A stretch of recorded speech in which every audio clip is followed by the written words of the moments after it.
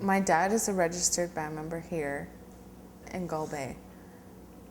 And my mom, I was raised primarily by my mom. But my mom was a single mom. We moved a few times when I was a kid. I mean, I have two other sisters by my mom. I spent a lot of time with my grandparents growing up, my dad's parents. I did spend some summers here when I was a kid in Gull Bay. It was beautiful. It was really nice. I think when I became a teenager, coming to Gull Bay and being on the res wasn't cool. I don't know. I got in a lot of trouble. I didn't finish high school. I became a mom when I was 17. I became a mom again before I turned 19. I think I was like totally in the class, like to most likely to be on welfare for the rest of my life and go nowhere.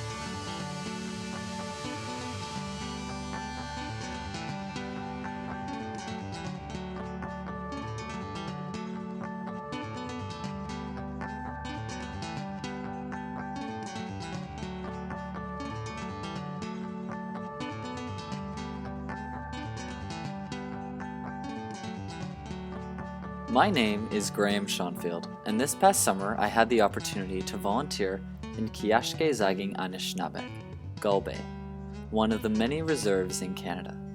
While I was there, I was able to film a documentary about what life on a First Nation Canadian reserve is like. I realized that every reserve is different, and each reserve has its issues. I want to open the eyes of the public to some of the issues by looking in depth at one reserve in particular. Gull Bay First Nation Reserve. While I was at Gull Bay, I was able to talk to a lot of people, including the chief, the former chief, teachers, the economic development officer, the water plant operator, the welfare officer, youth, and many on-reserve members. First Nations are often portrayed in a negative light by our media, and I'm hoping to show non-Aboriginals like myself what living on a First Nation Canadian reserve is really like.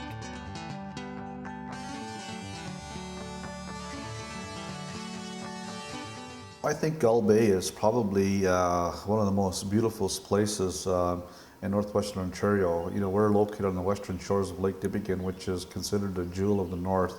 It's primarily a very pristine lake with very, very little development. And this lake is considered highly valuable in terms of tourism and in terms of recreation. And I feel that this community is strategically located on probably one of the last areas in the north that hasn't been touched by development, and I think Gull Bay has a real opportunity to move ahead.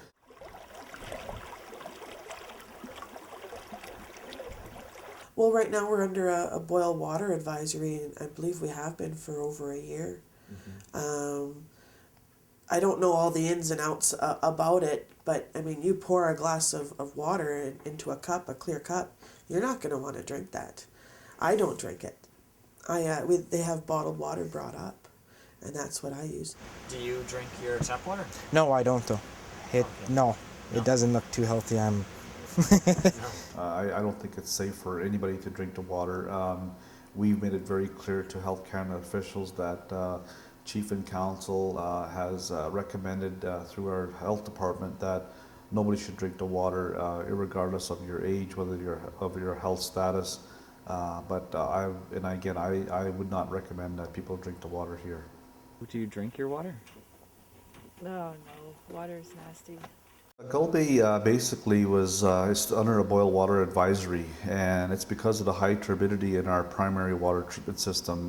Back in 2000, Gull Bay was made national headlines because it was felt that there was E. coli, suggested that there was E. coli in the water system, and government was lobbied for a new water treatment plant, and this was before my time, but the previous administration and Chief and Council had agreed to build a new water treatment plant on the river without consulting with the membership, and the plant was built, and unfortunately the plant did not meet the new regulations as a result of the Walkerton inquiry and the recommendations made by the province of Ontario.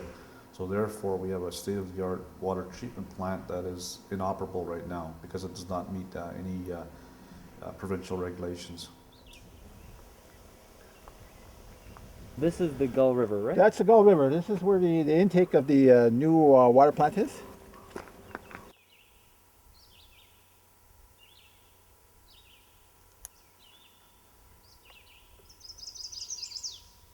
This is the plant that sucks the water from the reservoir into the new plant.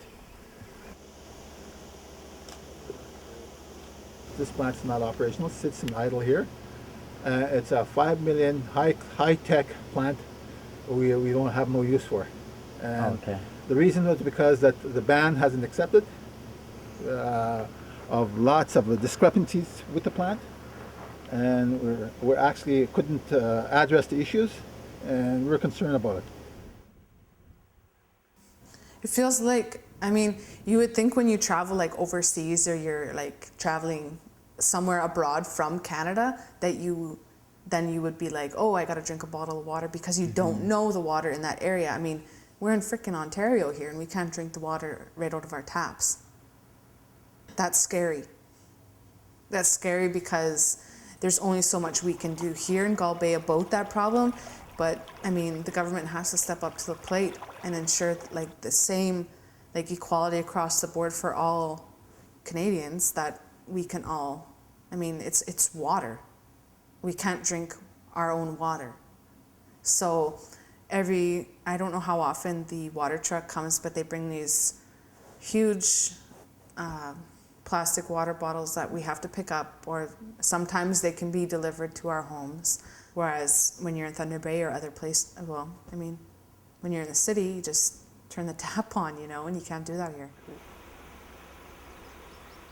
Well, it's unfortunate because it's almost like we're living in third world conditions here, that we can't drink the water here. The water's not considered potable. The boil water advisory, like, this is one of the richest countries in the world. Canada prides itself on foreign aid, prides itself on international development, but yet in our own backyard we have First Nation communities that are under boil water advisories, and the G8 and the G20 summits that's coming up, they're spending almost $1 billion just in security alone, and yet we have to still drink, boil our water and drink bottled water. It's unfortunate. It's a real shame on Canada. I don't drink the water. I don't trust it. I don't want to. So you buy the bottles from Thunder Bay? Yes. Yeah? Yeah. And Gull Bay supplies the water, but Gull Bay doesn't have to supply the water. We got a lake right there. Why do we have to Why does the community have to dig into their pockets to provide the community members water? And this water should be safe already, you know. And there's regulations with water. I know that stuff, and water regulations, what they're meeting is just a minimum. And minimum is not good enough for us. What in the First Nation community are not minimum people. You know what I mean? We have to drink this water. We don't see Thunder. We don't see Thunder Bay. We don't see white folks drinking this kind of water. How come they say to us, "Oh, it just met requirements"? Like, no, we are not just requirement people. You know, us guys are the founders of this great view right here. Look at that. Look at that, please, for me. There's my house right there. It's my uncle's house. I grew up this house here. I used to run as a kid, laugh, cry. Lots of crying, more than laughing. And I come from a really a wonderful family, I do. And I mean, I got into some trouble, and I mean, but education in my family is really important. My grandpa used to push that on us all the time. I mean, you have to go to school, you have to become educated. If you don't have your education, you're not going to go anywhere. If you can't, you know, make good decisions for yourself, I mean, what are you going to do with your life?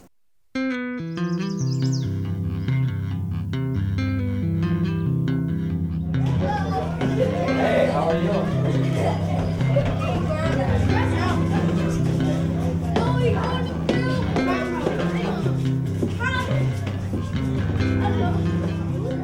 We just basically have a primary school system here that goes up to grade 8. We do have a small enrollment right now, and I'd like to see that enrollment go up. And I'd definitely like to see a new school built in this community. It's definitely needed. We're using 2 old trailers right now, and that was supposed to be replaced in the early 90s. What do you guys like about school? Recess. Okay, yeah. Well, and what do you not like about school? The work. The math? The work? What I like about school here in the reserve is that it's very open, and the teachers are very close to you, unlike my town and stuff. What we do is we follow the provincial standards, the provincial expectations. That's all given to us based on the Ministry of Education.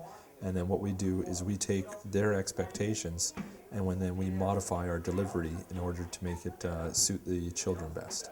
And in a lot of times in the reserve schools, when we're dealing with a split grade, for instance, grade 1, 2, 3, 4, which I'm doing, then it's modifying the delivery of everything in order to make it work with all the grades at once. The challenges I face as a teacher in a First Nation, as a non-native teacher in a First Nation community, they range anything from misunderstandings, racial misunderstandings, and sometimes racial hostility, to just getting students up to their proper grade level that matches where their age, what matches more appropriately with their age, because students tend to be, sometimes there's been an inconsistency in teaching staff coming and going, and so the students have suffered in that way,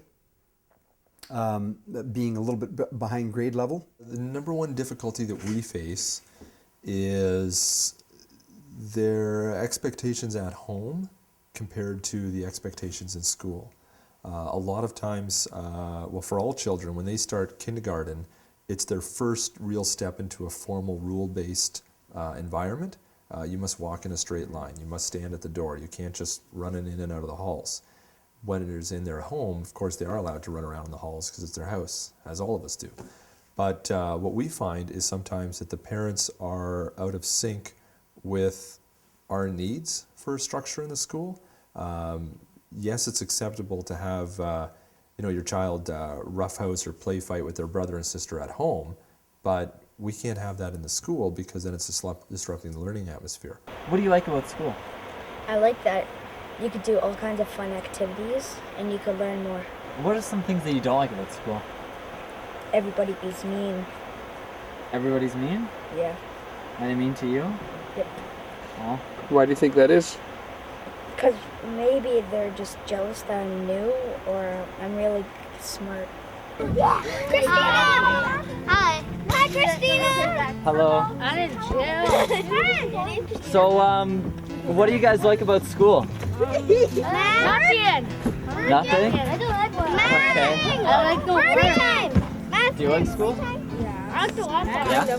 Kind of? What do you want to be when you grow up? Free time. That's what I'm not a...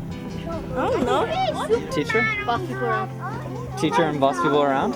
Or teach people things. I'll tell you something. I want to be something, girl. I want to be in the army. You want to be in the army? Look at Noah. You don't have to be in the camera. I know what I want to be when I grow. I want to be a doctor. The educational system is, the problem with our educational system is we're kind of caught between, we're falling through the cracks between ourselves as Native people and the mainstreams of the society we live in today as a whole. What happens when the kids reach high school? Basically, they leave the Gull Bay and they go to school mostly in Thunder Bay. Do you think that's a good system, or would you like to see it change? Well, it's unfortunate because the kids are separated from their families for one thing, and it's not very good when you have a young child. Well, I wouldn't say young child, a young adult going to high school in Thunder Bay. It creates a lot of pressures on them being away from their families and then going to a new environment, strange environment, and learning away from home, and I think it can be very stressful for some of the students. How are you feeling about going to Thunder Bay for school? I'm feeling very excited about it. Yeah? Same. Same? Are you guys worried at all? I am, yeah. Sort of, but I can probably get past it. Okay. Are you going to be able to, how does, because, I don't really know how it works, so once you get past grade 8, you have to go out into Thunder Bay for high school, right? Yeah. And you leave your family, and who do you live with? Well, my mom, she might move. I'll be staying with her, or if not, I'll be staying with my auntie. Okay. And you? Well, my mom and dad are divorced, so be living with my mom in town. Okay, nice. Are you excited to, experience the big city life, or? I am excited, yeah. Yeah? Do you think you'll come back to Gull Bay once you're done? Of course. Yeah? Well, I might live somewhere else in a bigger city because I love to travel Okay. and stuff like that. So I'll come back, of course, but yeah. Okay. What about you, Stacy? Yeah, come visit my family. Just come home if I'm lonely or something. Yeah. What do you think about them going to another city for their education? My opinion as an educator would be it's going to be useful at some point for the children, the students of this community in this school to get into a larger city, to again experience it, and to be real with that world and to be immersed and integrated into it. I think that when the students are in our grades and they go up to grade 8 and then they leave the reserve, quote, if they're living in the reserve, and they go to a school in Thunder Bay, I think it is an absolutely horrible system. I think that transition point for the kids when they are 12, 13, 14 is one of the most important pivotal points in their life, when they're going from a child to now turning into a teenager or an adolescent, and to just go ahead without their family to do that is I think is a great disservice to the children. And from the kids that I've seen going into that program, we're not seeing a very high success at all. We're seeing some are coming out within 3 months. We're seeing other kids that are able to last 6 months. Or we see the rare student that is able to last 1 or 2 years, and then they'll usually come out of the system too. So we do have some that are able to go all the way through, but in order to go all the way through, they have to be willing to leave their family and all their friends behind to do that. Ready? Go! Oh, you got it! You got it! You got it! You got it! There you go! There you go!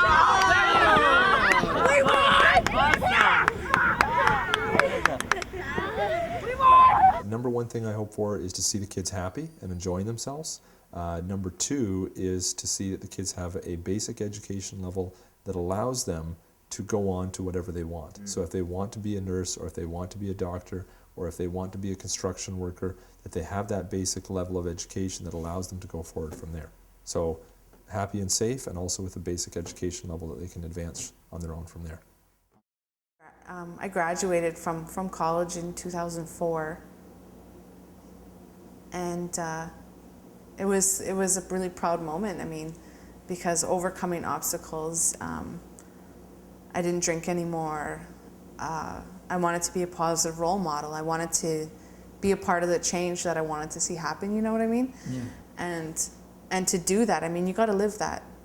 You can talk about great things you want to see happen, but unless you're part of that and you're living the way you want to see people live, you know, you have to, you have to do it. If you want other people to do it, you got to do it too.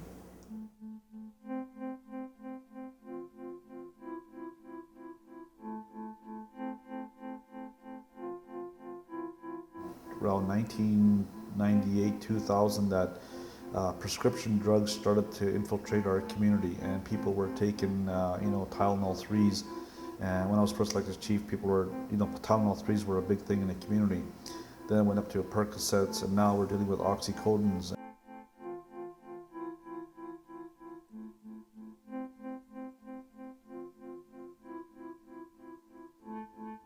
And a lot of this, I feel, has to deal with the medical field, because the doctors are prescribing these drugs without any kind of system in place to ensuring that these drugs are not being abused. Secondly, my understanding is that the medical profession had changed the way how they treat pain, and therefore prescription drugs are now more available. But it's a huge problem in this community, and we had some recent statistics that show that there's a huge influx of prescription drugs coming to this community, whether it be prescribed or whether it be through the illicit drug trade. The business of addiction is being addressed in this community, and it's complicated by the fact that when you go to see nurses and doctors with physical type pain, you can often get certain pharmaceuticals prescribed, and so then it becomes a pervasive problem in a community.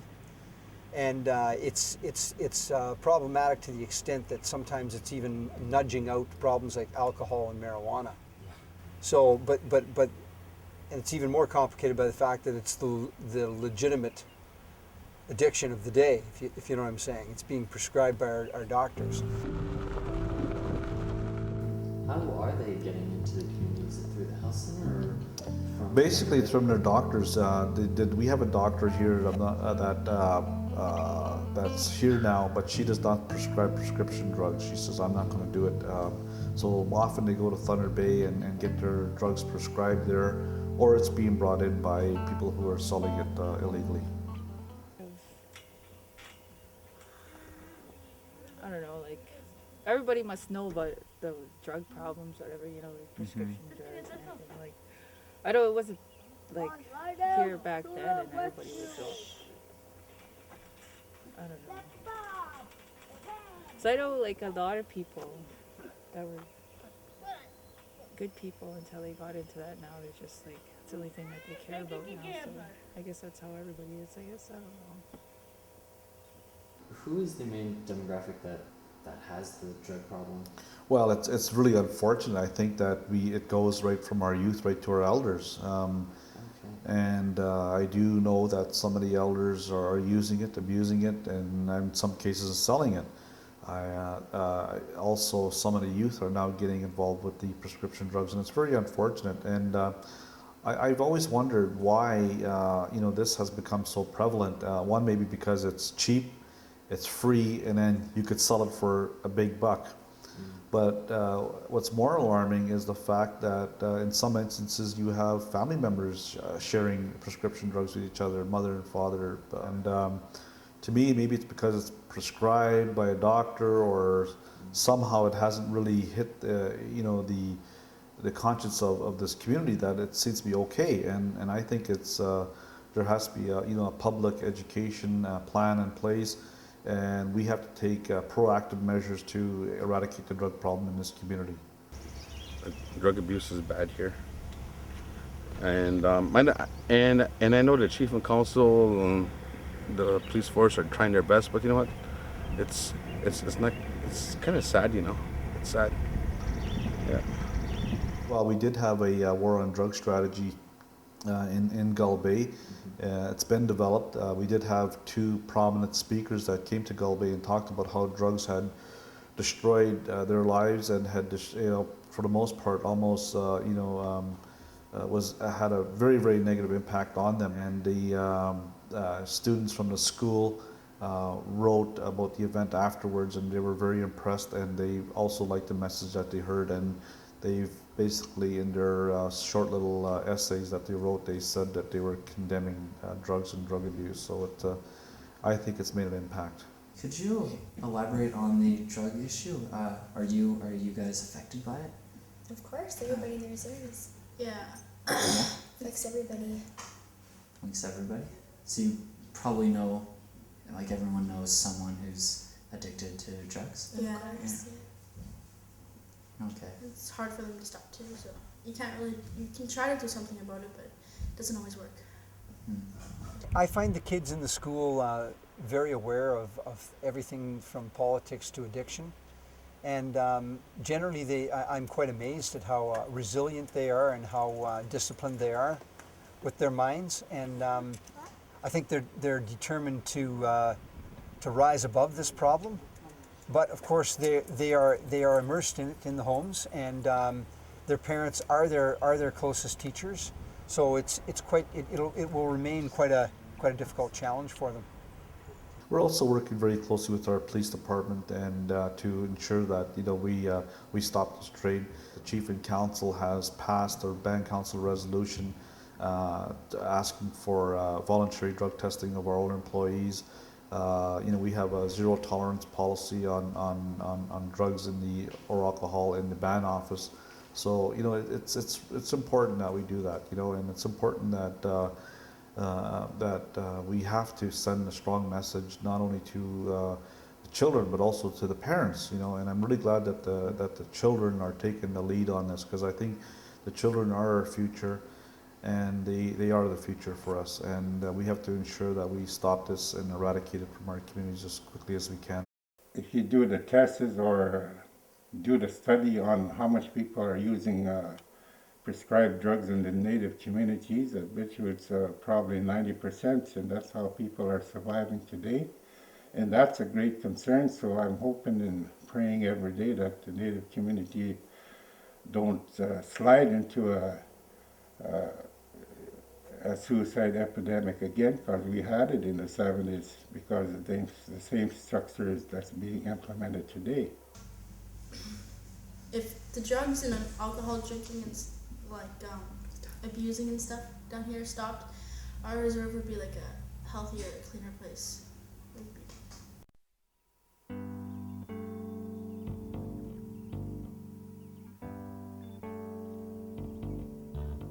Yes, we're having a powwow that's coming up, and it's our third year that we're having a powwow in Gull Bay since I was elected as chief. There used to be powwows here roughly about 25 years ago, and somehow it just stopped, and we haven't had a powwow in this community in the last, aside from last year and the year before. This is our third year that the powwow has been reinstated in this community.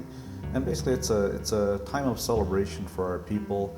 It's time for our people to reconnect with their culture and their traditions and their teachings and their language, and it's just a celebration for the community. I think one of the biggest problems facing Gull Bay is the family divisions. I think that's this family divisions go back long before I was elected as chief, and I recall stories of people that are elderly now talk about they were divided when they were kids. You know what I mean? And I'm not certain what the root cause of that is. But there's a lot of family divisions in this community, and there's no apparent reason for it other than it's indoctrinated throughout their life. What do you guys think is the biggest issue that you see in the community? Probably be politics the most. Yeah? Yeah, Can family you hating. explain a bit? Yeah. Sure. basically it's like family hating family from their last names or like what happened before and stuff like that, because it goes on to us and just that kind of thing. What are some problems that you must see around the reserve? Mostly, I guess discrimination. Yeah. Of like who you are, you know, like there are people here that because of our last names we don't get very much help from student council. Oh, okay. Hey. Because there's like a couple times where I was had asked them for a job and they said, okay, you could get a job, just go get your grade 12. So I went and got my grade 12 and I come back and then now it's like, oh no, you gotta go to school, you gotta do this training. And it's like, well, you guys told me if I went and got my grade 12s that I would, Angler! I don't know, I just, hey. Wow, go for a picture. I don't know, it's just, I feel like, yeah, I give the chief credit for everything he's done here, you know, it's a beautiful place now, you know. But like, he should give the other guys a chance too, like us guys. I think a lot of it has to do with the whole issue of how our culture has been, you know, to the most part subjugated and eradicated to some degree by colonial governments. I think that, you know, if you look at the teachings and philosophy of our Anishinaabe people, it's very clear that this isn't the way we should be governing ourselves in the community, nor is it the way that we should be treating each other, you know.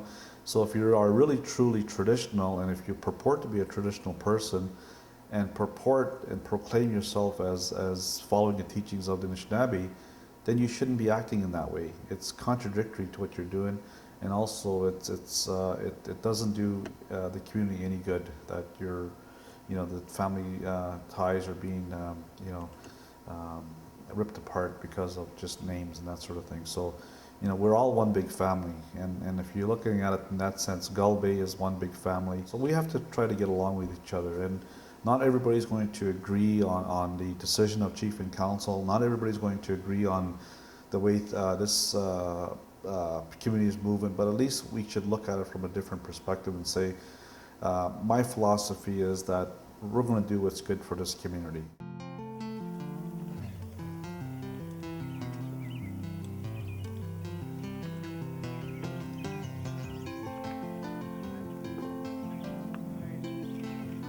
Yes, we've actually built a lot of infrastructure in this community, and this band office, which is a fairly new office, a new health center, this was all done with a lot of local labor and managed by the Chief and Council in conjunction with Health Canada, and this was completely done but with the band's funds. During my time, I've seen a lot of changes to the community.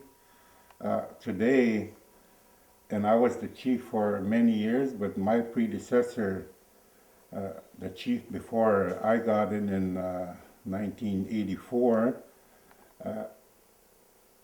tried to implement the assimilation processes, have a nice health center and a nice school, and I guess that's the modernization, that's everybody's dream, like communities like Toronto, Thunder Bay. And that's how people survive. It's an economic based structure, eh? But for Native communities or Native people themselves, we're kind of falling through the cracks. We don't have enough economic base on reservations to do anything, to develop our skills and our education, other than to move and forget about identity and our roots as Native people. You know, you see a lot of really positive things happening in the community. The health center, for one, is great. It's awesome. The health center is awesome. It provides so much. I mean, they never had this before. This didn't exist here. These kind of services, having a dentist, you know, having an oral hygienist, having a doctor, because you wonder why maybe some people would leave, or maybe some people would want to come back. Okay, well, you have a doctor in Thunder Bay, or wherever you're living, access to the dentist, access to a daycare, you know, and you got a great job. So do you want to move to Gull Bay where you can't drink the water? sure the new chief that took over my position 6 years ago, he developed a nice health community center, a nice band office, and it's and that's to answer the government. He supports that kind of an idea. When I was a chief, I tried to develop the skills of the First Nations people so they could survive wherever they may be, and that's through culture and whatever we have to develop ourselves to be talented people so we could pursue whatever we want.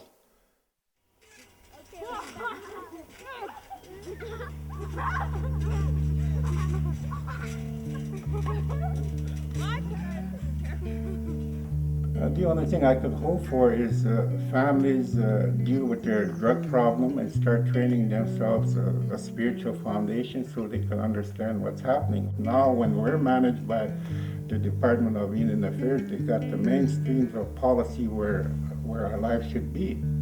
And that's an obstacle for us to develop. And anybody that talks about spirituality and trying to develop their own idea, they say, well, that's your own thing, we'll do your own thing. But we need the economic base and the educational system to train our children. If there was one thing you can change about your town, what would it be? Tell every practical treatment that drinks and stuff. Yeah. Really? Yeah. You know, make a big hockey rink on the lake. We've now been given approval to have all the grass cut, to have swings put up, which we haven't had for 10 years. They're taking these metal grades off of all of the windows because it's like a prison. And originally, the community's been under third party for 14 years. And now that they're out of third party and we're seeing band control take over, we're seeing a lot of changes in the community, and the school is on that list to be redone. I believe we are moving forward in our community with social development and economic development. To see the people right now working hard for the powwow, even for the healing journey. You know, I was gone on training and I wasn't in the community, and when I came back, wow, the community looked great. Everybody's yards were cut, the road was fixed. It was nice to see that now we're getting the plants outside the clinic there and outside the band office, and it starts to see some community pride coming back. Hopes and dreams from this community. Just like to see a change and people like cutting down on drugs. Yeah, it's because they're wasting their money and they could have bought a lot of it for better stuff than that. Spend their money wisely. What can I do as an educator to affect some change? Some days it's very frustrating because it seems like very little. But what I can do is bring clarity of intent, back again to that, is bring clarity of intent into the equation of what do I want to see as an educated person? What do I mean by an educated person? I mean a well-balanced Anishinaabe person who can, he or she can straddle life on the reserve and life down in Thunder Bay, the urban city, the so-called non-native environment or the dominant culture, to straddle both of those cultures and to do it efficiently and well in a balanced and respectful way. Well, I think what's best for the community is that, first of all, you must have a safe and comfortable community. I think it's key, it's important. You must eradicate poverty and all of its ugly manifestations. I think that this area is very rich in resources, and part of our process now is to acquire the wealth that's surrounding our community. We must take control of our own destiny. How do I envision Gull Bay in how long? 5 years? I think that if we can start to build the capacity in Gull Bay, better. I think that we have a lot of opportunity here. There's a lot of potential that we can really turn Gull Bay into something special. I mean, we're located in the most beautiful place on earth, according to me. I mean, you've seen outside; it's gorgeous. I think that you have to get people to work together. You really do, because you can't have economic development until you have community development, social development. You can have the best ideas in the world. You can bring in all these kind of economic opportunities for the community. But I mean, we're struggling with real problems here. And until you can really build your social base, I mean, you have to have social structures in place before you start looking at economic development. I mean, and that's me, that's just me. But, you know, we do have a drug problem here in Gull Bay. We do have people who don't have their GED. We are lacking in a lot of areas. I don't know. I have a whole head full of solutions. Whether or not they're gonna work, I don't know. Whether or not I'm being too idealistic and, you know, but I mean, I believe that this could be a better place. I do. Not for me, not just for my kids, but like further on down the line, I want them to have a nice community. That it's not just for me. This, like me creating these opportunities, it doesn't benefit me. It's benefiting everybody.